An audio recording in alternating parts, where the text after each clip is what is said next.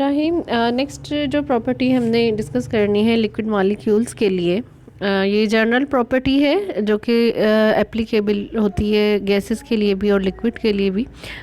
तो जनरली पहले हम इसे डिस्कस करेंगे, फिर हम लिक्विड्स की बात पे आएंगे। ये है डाइपोल मोमेंट। डाइपोल मोमेंट जो है म्यू से रिप्रेजेंट करते हैं हम इसे। मॉलिक्यूल दो तरह के होते हैं, एक पोलर है और एक नॉन पोलर। अब जो पोलर मॉलिक्यूल है उसकी पोलराइजेबिलिटी किस हद तक है, उसकी जो हम मेजरमेंट करते हैं वो हम दो चीज़ों से करते हैं। एक ये कि जो चार्ज पॉजिटिव और नेगेटिव चार्जेस हैं उनमें फासला कितना है, और दूसरा ये कि उनका मैग्नीट्यूड कितना है। तो ये इसकी जो मेजरमेंट है हमारे पास, ये जो पैरामीटर है डाइपोल मोमेंट, इसको हम डिफाइन इस तरह से करते हैं। It is the product of the magnitude of the charge and distance between them. अगर आपके पास दो चार्जेस हैं, एक पर पार्शियल पॉजिटिव और दूसरे पर पार्शियल नेगेटिव चार्ज है, और इनके दरमियान में डिस्टेंस जो है उसको हम आर से रिप्रेजेंट करते हैं। आर हमारे पास यहाँ पर वेक्टर क्वांटिटी है, इसकी डायरेक्शन हमेशा पॉजिटिव चार्ज से नेगेटिव चार्ज की तरफ होती है।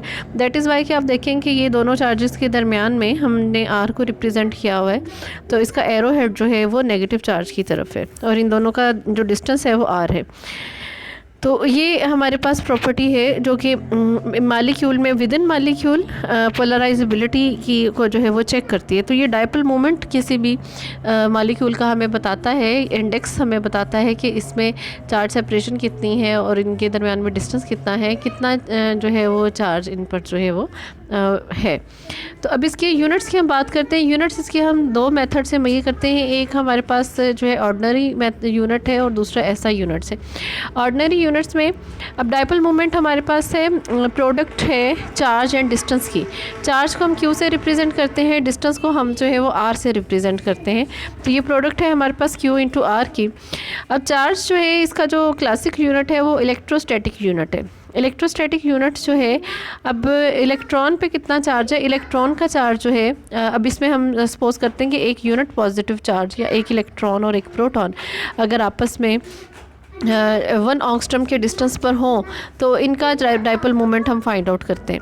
तो अब इसमें जो है क्यू चार्ज जो है 1 इलेक्ट्रोस्टैटिक यूनिट है और अब एक इलेक्ट्रोस्टैटिक यूनिट है। तो अगर यहाँ पर इलेक्ट्रॉन होगा तो उसका चार्ज है ये 4.8 × 10⁻⁻10 इलेक्ट्रोस्टैटिक यूनिट होगा, और 1 एंगस्ट्रॉम का जो डिस्टेंस है वो 10⁻⁸ सेंटीमीटर है। तो अब इसको अगर हम मल्टीप्लाई करें तो Q into R 4.8 × 10⁻10 electrostatic unit multiply by distance जो है वो 10⁻⁸ सेंटीमीटर।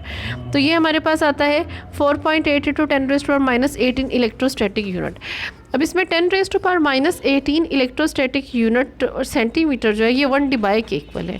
तो इट मीन्स कि अगर एक पॉजिटिव चार्ज नेगेटिव चार्ज के इक्वल हो, आपस में जो है 1 एंगस्ट्रॉम के डिस्टेंस पे हो, तो उसमें जो उसका डाइपोल मोमेंट है वो 4.8 डिबाई होगा। तो डिबाई जो है ये इसका कॉमन यूनिट है after the scientist Debye.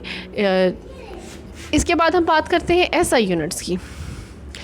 SI units में हम कंसीडर करते हैं जो इलेक्ट्रॉन है उसका चार्ज जो है हमारे पास 1.6 × 10⁻⁻19 कूलम, और जो डिस्टेंस है इनका वो 10⁻⁻10 मीटर में हम इसे मेजर करते हैं। तो डाइपोल मोमेंट की जब हम बात करेंगे Q इंटू आर, तो Q जो है ये 1.6 × 10⁻⁻19 कूलम, और जो डिस्टेंस है 10⁻⁻10 मीटर, तो ये 1.6 × 10⁻39 सेंटीमीटर हमारे पास आता है। तो ये 1.6 × 10⁻39 सेंटीमीटर इलेक्ट्रोस्टैटिक यहाँ पर जो है ये हमारे पास आएगा कूलम मीटर। अब कूलम, अब डिबाई जो है 1 डिबाई ये 10⁻18 इलेक्ट्रोस्टैटिक यूनिट सेंटीमीटर के इक्वल है। तो जब इसकी हम कन्वर्जन करते हैं तो ये हमारे पास जो है 3.38 × 10⁻30 कूलम मीटर के इक्वल आता है। तो ये कन्वर्जन्स हैं या दो यूनिट्स हैं, SI unit and ordinary unit या डिबाई का यूनिट जो है जिसमें हम डाइपोल मोमेंट को मेजर करते हैं। इसके बाद हम बात करते हैं डाइपोल मोमेंट या पोलराइजेशन जो है, पोलराइजेशन को हम किस तरह से मेजर करते हैं। अब आमतौर पर हमारे पास जो है वो दो तरह की पोलराइजेशन होती है। एक हम कहते हैं कि मॉलिक्यूल जो है वो पोलर है, मींस के पोलर मॉलिक्यूल जिन पे positive and negative charge separation जो है वो होती है। अब पॉजिटिव एंड नेगेटिव चार्ज पे सेपरेशन जब होती है, जब ऐसे मॉलिक्यूल्स को हम एक्सटर्नली इलेक्ट्रिक फील्ड अप्लाई करते हैं, तो ये जो मॉलिक्यूल्स हैं इनमें इलेक्ट्रिकल पोलराइजेशन जो है ये इंड्यूस्ड पोलराइजेशन कहलाती है। इंड्यूस्ड पोलराइजेशन, इसमें जो मॉलिक्यूल्स हैं वो आपस में अरेंज हो जाते हैं।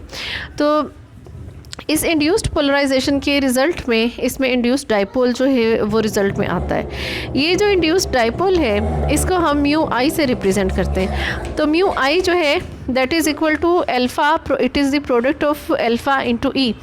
एल्फ़ा हमारे पास जो है वो पोलराइजेबिलिटी है एंड ई हमारे पास इलेक्ट्रिक फील्ड है जो हमने उस पर अप्लाई की है।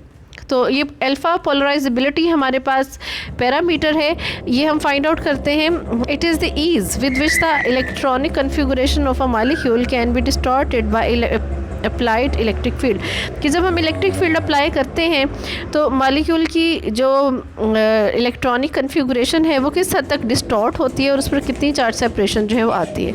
आमतौर पर जब इलेक्ट्रिक फील्ड अप्लाई होती है किसी भी मॉलिक्यूल पे, तो अब नेगेटिव प्लेट जो है वो उसके इलेक्ट्रॉन्स को रिपेल करती है, उसके इलेक्ट्रॉन्स जो है उस साइड से जो है परे चले जाते हैं और वहाँ पर positive partial positive charge create हो जाता है। और जिस साइड पर इलेक्ट्रॉन्स मूव होके जाएंगे दूसरा एंड जो होगा वहाँ पर नेगेटिव चार्ज क्रिएट हो जाएगा और ये जो है पॉजिटिव प्लेट के पास जो है वो चला जाता है। तो इस तरह से इसमें जो है वो चार्ज सेपरेशन जो है वो होती है।